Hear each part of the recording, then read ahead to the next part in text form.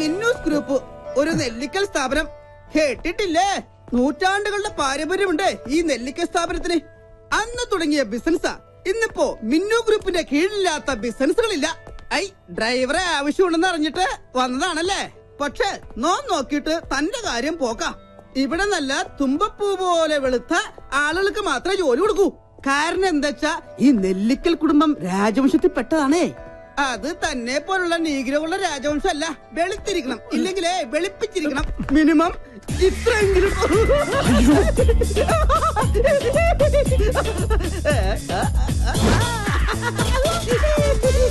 ഞാനിങ്ങനെ കുട്ടി പൗഡർ കോളേജിന്റെ പേരിൽ അഡ്ജസ്റ്റ് ചെയ്ത് പോകുന്നു. നോട്ട് ഓൺലി ഞാൻ കല്യാണം കഴിച്ചിട്ടില്ല, ആ ഒറ്റ പരിഗണന കൊണ്ടാ എനിക്കിവിടെ ജോലി കിട്ടിയത്. ഇവിടുത്തെ പ്രത്യേകത എന്ന് പറഞ്ഞാൽ കല്യാണം കഴിക്കാത്തവരോട് വർമ്മ സാറിനും മിന്നു മേഡത്തിനും ഭയങ്കര സ്നേഹമാണ്.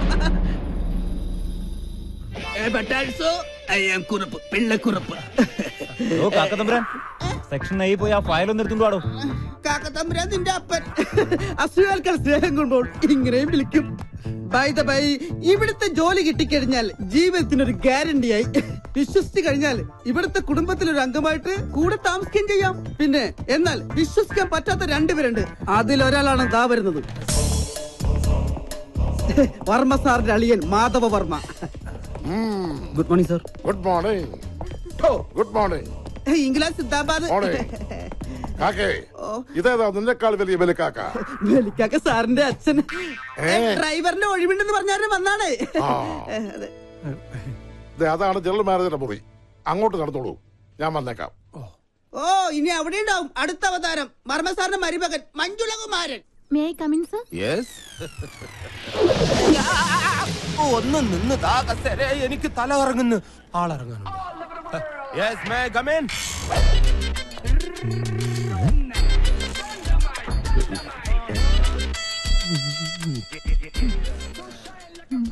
സർ, മുഖത്തേക്ക് നോക്ക്. ഈ ശരീരത്തിന് മുകളിൽ ഒരു തലയും ഉണ്ടായിരുന്നു. അത് ശരി. അതെ, കുട്ടി ഇവിടെ ജോലിക്ക് വന്നാണോ അതോ ക്യാബറ ഡാൻസിന് വന്നാണോ? ലുക്ക്, ഇമാതിരി ഡ്രസ് ഇട്ടുകൊണ്ട് ഓഫീസിൽ വന്നാൽ മറ്റുള്ളവരുടെ കൺട്രോൾ പോകും. എന്നെ പോലെ മറ്റുള്ളവർക്ക് അടക്കി പിടിച്ച് നിയന്ത്രിക്കാൻ പറ്റിയെന്ന് വരില്ല. കുട്ടിക്കറിയോ, കേരളത്തിലെ ഒട്ടുമിക്ക പുരുഷന്മാരും ഒരു പ്രഷർ കുക്കർ പോലെയാണ്. ഇമാതിരി കോലങ്ങൾ കണ്ടാൽ ആ പ്രഷർ കുക്കറിന്റെ സമ്മർദ്ദം മൂത്ത് മൂത്ത് മൂത്ത് അവസാനം നീരാവിയോട് കൂടി ഒരു വിസിലിംഗ് വരും. ആ വിസിലിങ്ങിനെയാണ് കുട്ടി സ്ത്രീ പീഡനം എന്ന് പറയുന്നത്. അതുകൊണ്ട് കാര്യമായിട്ട് സാറ് പറയുകയാണ്, മേലിൽ ഇമാതിരി ഡ്രസ് ഇട്ടുകൊണ്ട് വന്ന് മറ്റുള്ളവരുടെ സേഫ്റ്റി വാൽവ് തകർക്കരുത്. Please go get out. എന്റെ വാൽവ് ഉപ്പിട്ടൊരു സോഡ നാരങ്ങ വെള്ളം കുടിച്ചില്ലേ സാർ? ഡ്രൈവർ ആവശ്യമുണ്ടെന്ന് അറിഞ്ഞിട്ട് വന്നതാണല്ലേ? Sit down. Thank you. പേരെന്താന്ന് പറഞ്ഞേ? പറഞ്ഞിട്ടില്ല. എന്താ പറയില്ലേ? പറയും. എങ്കിൽ പറ. ആന്റണി. എന്ത് Gani? Antony. Good name, Anti ഗണി.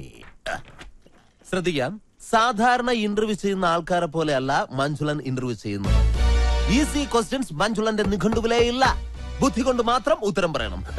Question number 1 ആലോചിച്ചിട്ട് പറഞ്ഞാൽ മതി. കാള കിടക്കും കയറോട്. എന്ത് അറിയില്ല? പരമകഷ്ടം. ക്വസ്റ്റ്യൻ നമ്പർ 2 മുറ്റത്തെ ചെപ്പിന് അടപ്പില്ല. എന്താണ്? പെട്ടെന്ന് പറ. അറിയില്ല? കഷ്ടം. എന്നാൽ നിങ്ങൾക്ക് പറയാൻ എളുപ്പത്തിന് ഇതിനേക്കാൾ വെറും ഈസി ക്വസ്റ്റ്യൻ ചോദിക്കാം. സൈക്കിൾ വട്ടത്തിൽ ചവിട്ടുമ്പോൾ നീളത്തിൽ പോകുന്നത് എന്തുകൊണ്ട്? അതും അറിയില്ല? ഇരിക്കടോ. പിന്നെ എന്തിനാ നിങ്ങൾ ഡ്രൈവർ പണിക്കെന്നും പറഞ്ഞുകൊണ്ട് ഇവിടെ ഓടി വന്നത്?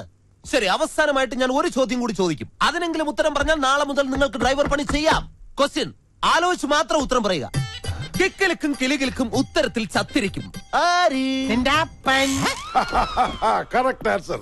ഇവനൊന്നുമല്ല ഇവിടുത്തെ കാര്യങ്ങൾ തീരുമാനിക്കുന്നത്. മിന്നുമോള് പല പ്രാവശ്യം ഇവനോട് പറഞ്ഞിട്ടുള്ളതാ ഈ കസേര കയറി ഇരിക്കുന്നതെന്ന്. ഞാനൊന്ന് വിളിക്കട്ടെ? ഞാൻ പറഞ്ഞാൽ അവൾ എത്രത്തൊന്നും പറയില്ല. കാരണം നാളെ അവൾ എന്റെ മകന്റെ ഭാര്യയായിട്ടതാ. അതിനു മുമ്പ് ഞങ്ങൾ ഒളിച്ചോടി. ഹലോ മോളെ, ഒന്നും നടക്കില്ല. ഇവിടെ ഡ്രൈവറെ ആവശ്യമുണ്ടെന്നും പറഞ്ഞ് ഒരാള് വന്നിട്ടുണ്ട്. മിടുക്കനാ. എനിക്ക് അവരുടെ സംസാരം വളരെ ഇഷ്ടപ്പെട്ടു. ശരി മോളെ. നടക്കില്ല. എടാ, ഇവനെ അങ്ങോട്ട് വീട്ടിലേക്ക് ചെല്ലാൻ പറഞ്ഞു.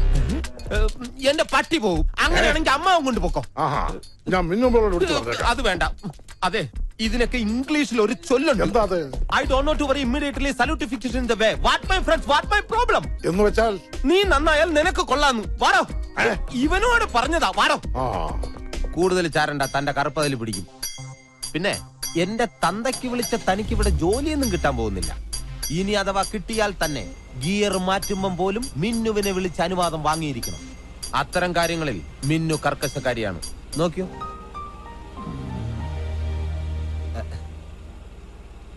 ഹലോ മിന്നുമോളെ, മഞ്ജുലേട്ടൻ ഗിയർ മാറ്റട്ടെ? ഫസ്റ്റ് ഗിയറിലിട്ടോ മഞ്ജുലേട്ടാന്ന്. പാവം, അമ്മായി മരിക്കുമ്പോൾ മിന്നുമോൾക്ക് 12 വയസ്സായിരുന്നു.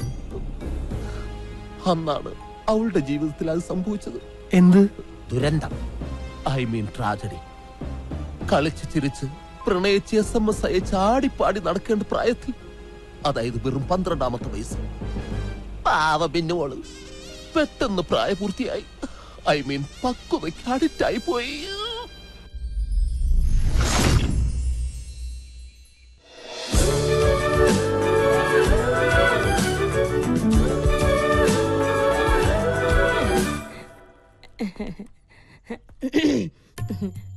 മിന്നുമോള് തിരക്കിലാണോ? അല്ല, തിരക്കാണേ അമ്മായി പിന്നെ വരാട്ടോ. അമ്മായിക്ക് പറയാനുള്ളത് എന്താന്ന് വെച്ചാ പറയും. അയ്യോ, പറയാനല്ല, മോക്കൊരു ഗിഫ്റ്റ് തരാൻ വേണ്ടിട്ടാ. ഇതെവിടുന്നാ? അമേരിക്കന്നാ. ഒബാമ കൊടുത്തയച്ചതായിരിക്കും. മിന്നുന്റെ ഒരു തമാശ. ഇത് മോക്ക് തരാൻ വേണ്ടി അമേരിക്കന്ന് എന്റെ മോൻ രാഹുൽ കൊടുത്തയച്ചതാ. അമ്മായി ഇതെന്നെ തുറക്ക്. ഞാനോ? ആ, എന്തൊക്കെയാ അതിനകത്തുനിന്ന് കാണാനോ? ഓ അങ്ങനെ. അയ്യോ, ദേ മൊബൈൽ ഫോൺ. കൊള്ളാലോ. അതെ, അവന്റെ ഒരു ഫോട്ടോ മോക്ക് എപ്പോഴും കാണാൻ വേണ്ടി അവൻ കൊടുത്തു വിട്ടതാ. പിന്നെ വേറെ സാധനം കൂടി ഉണ്ട്. ഒരു ലെറ്റർ. ഓ, ലവ് ലെറ്റർ ആണോ? കള്ളനാണവൻ. അമ്മായി തന്നെ വായിക്കും. അയ്യോ, അത് ഞാനാ വായിക്കാനാ പറഞ്ഞേ. ഇപ്പൊ അങ്ങനെ അത്ര വിളിക്കാറ്. ഞാൻ നിന്നെ എത്രമാത്രം സ്നേഹിക്കുന്നുണ്ടെന്ന് നിനക്കറിയാമോ? അയ്യോ, നിന്നെ കുറിച്ചുള്ള ഓർമ്മകളുമായി ഓരോ രാത്രിയും തള്ളി നീക്കുകയാണ്. അയ്യോ പാവം. ഞാൻ എന്നും നിന്റെ ഫോട്ടോയിൽ മുത്തമിടാറുണ്ട്. അയ്യോ, നീ ചിന്തിക്കുന്നുണ്ടാവും നിന്റെ ഫോട്ടോ എങ്ങനെ എനിക്ക് കിട്ടിയെന്ന്. അമ്മ എനിക്ക് രഹസ്യമായിട്ട് അയച്ചു തന്നതാ. ഞാനറിയാതെ എന്റെ ഫോട്ടോ മകൻ എത്തിച്ചു കൊടുക്ക. മകന്റെ പ്രണയലേഖനങ്ങളെ സമ്മാനങ്ങളെ എനിക്ക് എത്തിച്ചു തരിക. നിങ്ങൾ എന്റെ അമ്മായിയായി പോയി. മിന്നുമോളെ, അത് പ്രായമാവുമ്പോഴെങ്കിലും പെണ്ണുങ്ങൾക്ക് ഇത്തിരി പക്വത ഉണ്ടാവണം.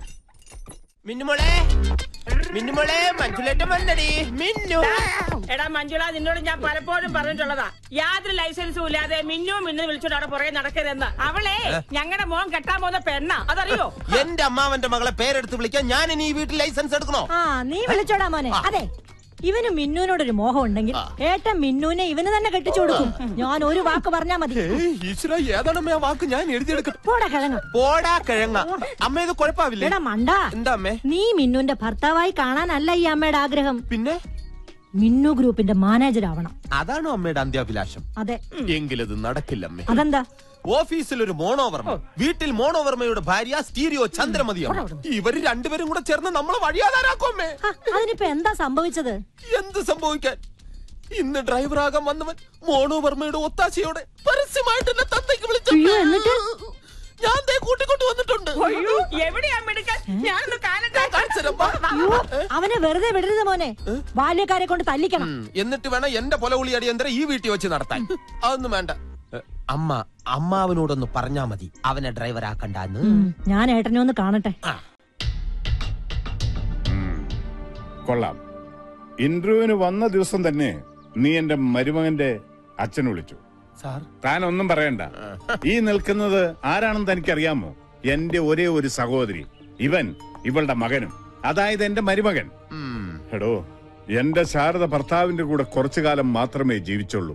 ഇവന്റെ കുഞ്ഞിക്കാല് കണ്ടതിന് ശേഷം പിന്നെ എന്റെ ശാരദയ്ക്ക് ദാമ്പത്യ ജീവിതം ഉണ്ടായിട്ടില്ല. അതുകൊണ്ട് എന്റെ പൊന്ന അന്നി, ഞാനൊരു കാര്യം പറഞ്ഞോട്ടെ. ഇനി വന്നേ.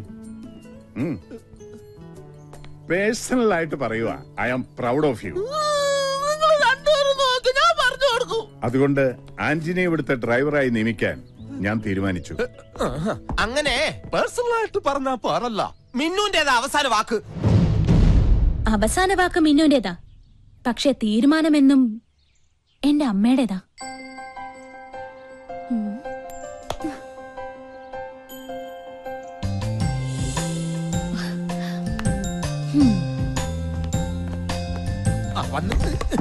മിന്നുമോളെ, ഇവനെ എന്റെ തന്തയ്ക്ക് അറിഞ്ഞു. മഞ്ജുലേട്ടാ, കാറിന്റെ ചാവി എന്റെ കയ്യിലുണ്ട് മോളെ. മോൾക്ക് എവിടെ പോണോന്ന് പറഞ്ഞാ മതി. മഞ്ജുലേട്ടൻ റെഡി. പറഞ്ഞ കേട്ടില്ലേടെ, ഇറങ്ങി പോടാ. ആ ചാവി അയാളുടെ കയ്യിൽ കൊടുക്കും. പറഞ്ഞേ കേട്ടില്ലടാ. എന്നാടാ, ഇനി ഒരു നിമിഷം ഞാൻ ഇവിടെ നിൽക്കില്ല. ഞാൻ അകത്ത് പോയി കിടക്കാൻ പോണു.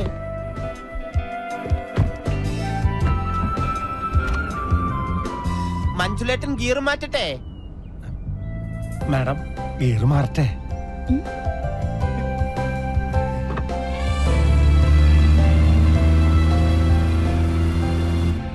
ആന്റണി, ഇവിടെ എല്ലാ കാര്യങ്ങളും സ്ട്രിക്റ്റ് ആണ്. ഞാൻ അനുവദിക്കുന്ന സമയങ്ങളിൽ മാത്രമേ വീട്ടിൽ പോകാൻ പറ്റൂ. ആന്റണിക്ക് ഞങ്ങളുടെ ഔട്ട് ഹൗസിൽ താമസിക്കാം. പിന്നെ ഇടയ്ക്കിടയ്ക്ക് വീട്ടിൽ പോയി ഭാര്യയും മക്കളെയും കാണാൻ തോന്നുവാണെങ്കിൽ ജോലി ഉപേക്ഷിക്കാൻ തയ്യാറായിക്കോ. അങ്ങനെ ഒരു ആവശ്യമായിട്ട് ഞാൻ വരുന്ന എനിക്ക് തോന്നണല്ലേ. അതെന്താ, നിങ്ങൾക്ക് ഭാര്യയും മക്കളൊന്നുമില്ലേ? ഞാൻ കല്യാണം കഴിച്ചിട്ടില്ല. ഓ,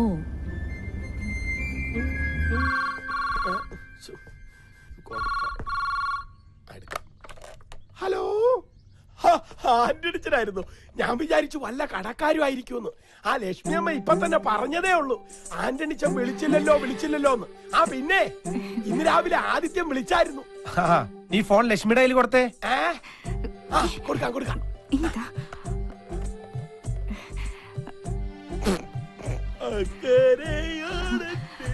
ഹലോ ലക്ഷ്മിയെ, മോൻ വിളിച്ചിരുന്നല്ലേ? അവന് നല്ലൊരു ജോലി കിട്ടിയെന്ന് പറഞ്ഞു. എന്റെ കാര്യവും ശരിയായി ലക്ഷ്മി. ഒക്കെ നിന്റെ പ്രാർത്ഥനയുടെ ഫല. ആഴ്ചയിലൊരിക്കൽ ലീവ് കിട്ടുമോ? അതിപ്പോ വലിയ വലിയ ആൾക്കാരല്ലേ, അവര് തീരുമാനിക്കുന്ന പോലെ ഇരിക്കും കാര്യങ്ങള്.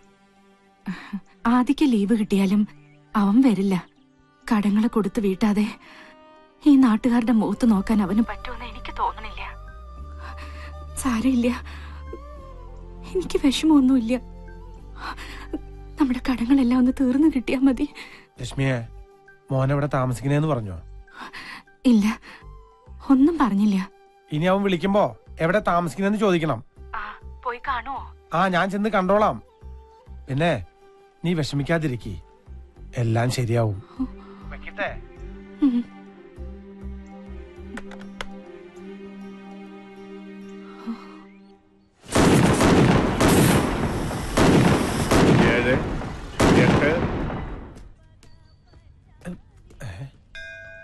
എട്ടേ പൊട്ടിയുള്ളൂ.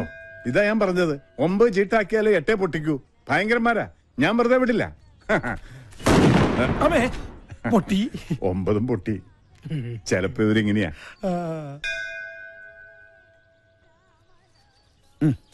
അച്ഛൻ ഇന്നും തൊഴാനും ഇങ്ങോട്ട് കേറിയില്ല.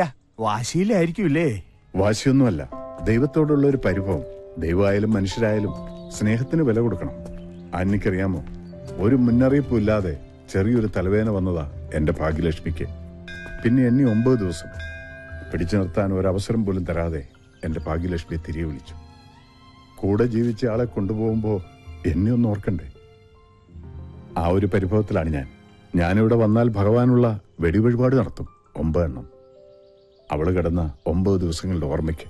മാത്രമല്ല, ഞാനിവിടെ വന്നു എന്ന് അറിയിക്കണ്ടേടോ. അന്ന് നഷ്ടപ്പെട്ടതാണ് മിന്നുമോളുടെ കളിയും ചിരിയും. എന്റെ ഭാഗ്യലക്ഷ്മി തിരിച്ചു തരണമെന്ന് ഞാൻ പറയുന്നില്ല. മിന്നുമോളുടെ കളിയും ചിരിയും എനിക്ക് തിരിച്ചു തരണം. ഞങ്ങളുടെ ഇടയിലെ പരിഭവം തീർക്കാൻ ഞാൻ വെച്ചിട്ടുള്ളൊരു ഓപ്ഷനാണ്. നോക്കാം. ചേട്ടൻ കല്യാണം കഴിച്ചാണോ? അതെ. കല്യാണം കഴിച്ചിട്ടില്ല. എനിക്ക് തോന്നി. ഞാനും കഴിച്ചിട്ടില്ല. സുമേ, ആ തോറിന്റെ പാത്രങ്ങൾ എടുത്തോളൂ. ഇതെന്താണ് മൊബൈലിൽ ഇത്ര പേർക്ക് കാണാൻ? ഞാൻ ഗെയിം കളിക്കുക. 9000 പോയിന്റായി, 10000 ആക്കണം. വേഗാക്ക്, എന്നിട്ടാണ് മാമുണ്ടായി. അതൊരു പാവാ. മൊബൈല് കിട്ടിയാ പിന്നെ ഭക്ഷണം കൂടി വേണ്ട. എന്റെ അനിയത്തിയാ സുമ. ഈ വെളുത്ത ചോറിന്റെ മുൻപിൽ ഇരിക്കുന്ന ചേട്ടനെ കാണുമ്പോ എനിക്ക് ഭയങ്കര സന്തോഷം തോന്നുക. സത്യം പറയാലോ, ഈ ചുറ്റുമതിനുള്ളിൽ വന്നേ പിന്നെ ഇതുപോലൊരു കറുത്ത മനുഷ്യനെ ഞാൻ ഇതുവരെ കണ്ടിട്ടില്ല. ഇതിപ്പോ പൂരത്തിന്റെ ഇടയിൽ ആനെ കാണുന്നവരുണ്ടല്ലേ ചേച്ചി. ഈ കറുപ്പ് അച്ഛന്റെയോ അതോ അമ്മയുടെയോ? അച്ഛമ്മയുടെ. എനിക്ക് ഈ കറുപ്പ് ഇഷ്ടം.